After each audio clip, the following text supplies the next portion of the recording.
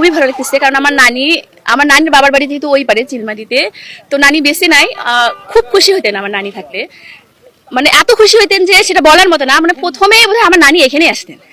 তো চিলমারিতে এই ব্রিজটা হওয়াতে আমরা অনেক খুশি এই জন্য যে আত্মীয়তার সম্পর্কটা এটা একটা মানে খুব ভালো একটা বিষয়। মানে এই যে নদী পার হয়ে অপেক্ষা করা লাগে, ঘন্টার পর ঘন্টা অপেক্ষা করা লাগে, তো এটা আর হবে না আশা করি।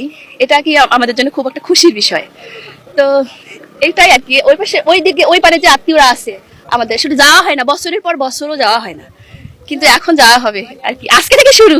আগে খুব কষ্ট হইতো এখানে যাইতে, মানে নদী পার হওয়া খুব কষ্ট ছিল, এখন ভালো হবে আজকে থেকে।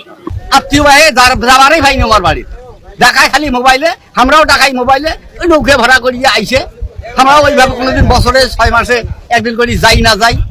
আল্লাহর রহম আজকে থাকিয়ে এই ব্রিজ যদি উদ্বোধন হয় আমাদের এখন খুব সুযোগ সুবিধা হবে, ভালো হবে। আমাদের 30টা ব্রিজ হয়ে গেল, আমরা খুবই সুখী। আমরা এই এলাকার মানুষও সুখী, ওই এলাকার মানুষও সুখী। আশা করি যে আমরা কুড়িগ্রামের মানুষ, গাইবান্ধার মানুষ, আমরা ভালোভাবে যোগাযোগটা আমরা পাবো।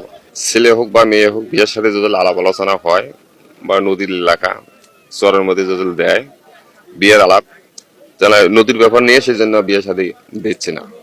কি কারণে? এই পার হওয়া হয়ে যায়, নদীর কথাটা যা দাঁড়া থাকা লাগে, অনেক সমস্যা, সময় মতন পাওয়া যায় না, সেই জন্য দেয়নি। একটা লোক মারাও যায়, তো ফট করিয়ে মনে করে মারি দিয়ে যাবে, সেটাও সে যোগাযোগ